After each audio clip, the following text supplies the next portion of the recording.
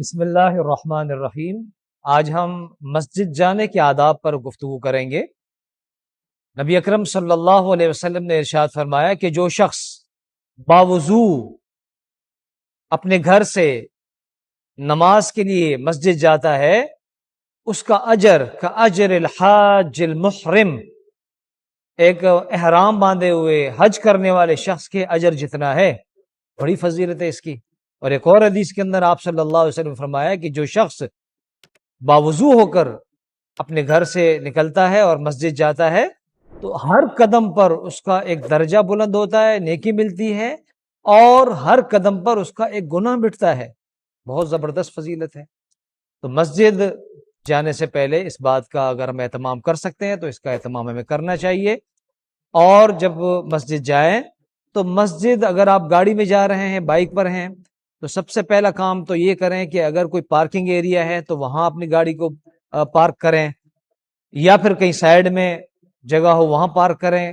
مسجد کے گیٹ کے بالکل سامنے بائک یا گاڑی کو پارک کرنا یہ لوگوں کو تکلیف دینے کی بات ہے، اس لیے اس سے گریز کرنا چاہیے اور اپنی گاڑی کو محفوظ جگہ پر اور پارکنگ والی جو جگہ ہے وہاں پر کھڑا کرنا چاہیے۔ اس کے بعد مسجد میں داخل ہونے سے پہلے حدیث کے مطابق درود شریف پڑھنا چاہیے۔ اب درود شریف لمبا درود بے شک اگر آپ نہیں پڑھ سکتے، جو سب سے مختصر درود ہے صلی اللہ علیہ وسلم، اس کا اہتمام تو ہر ایک کر سکتا ہے، صلی اللہ علیہ وسلم، تو یہ ایک سنت عمل ہے۔ اور پھر دعا پڑھنی چاہیے، اللہم افتح لی ابواب رحمتک، یہ دعا ہے مسجد میں داخل ہونے کی۔ پھر دایاں پاؤں، اپنا جو رائٹ جو دایاں پاؤں ہے وہ مسجد کے اندر داخل کریں گے۔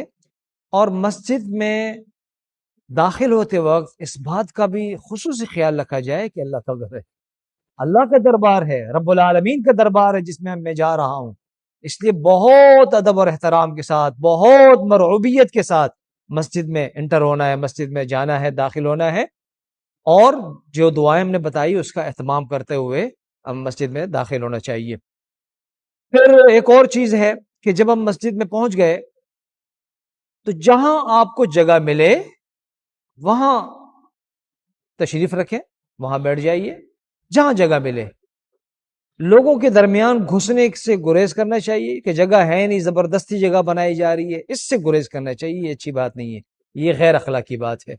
اور اسی طریقے سے یہ بھی درست بات نہیں ہے کہ کسی کے لیے کوئی بندہ مسجد میں ہے ہی نہیں، آیا ہی نہیں ابھی تک، اور اس کے لیے جو وہ جگہ بک کی جا رہی ہے، کوئی چابی رکھ کر، کوئی ٹوپی اور رومال رکھ کر یا کوئی چیز رکھ کر۔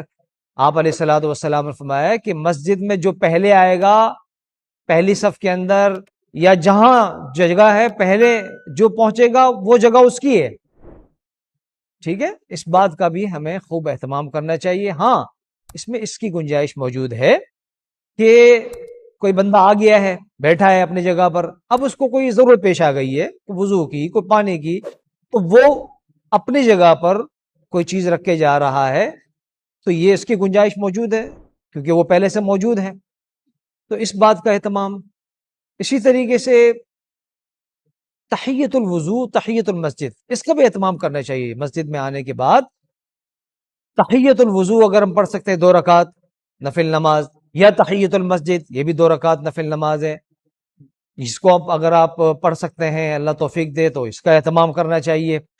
اور پھر اگر نماز میں وقت ہے، فرض نماز میں وقت ہے، نماز باجماعت میں، تو اپنی جگہ پر اطمینان کے ساتھ بیٹھیے، قرآن کی تلاوت کیجیے یا ذکر و اذکار کیجیے۔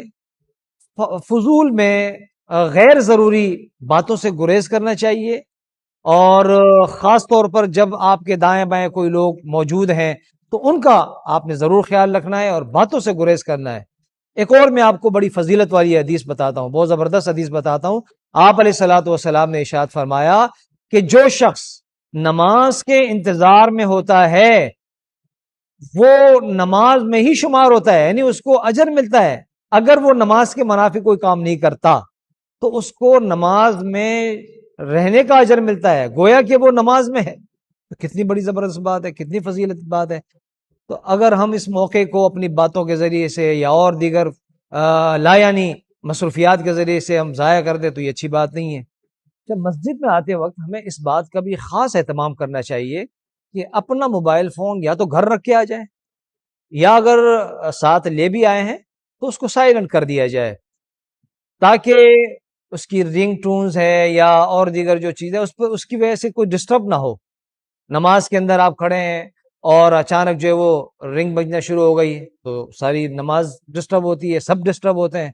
اس لیے نماز سے پہلے اس بات کا خاص طور پر اہتمام کر لیا جائے کہ موبائل کو آف کر دیا جائے، سائلنٹ کر دیا جائے، اور بہتر یہ کہ اس کو گھر پر ہی رکھ کے آئے۔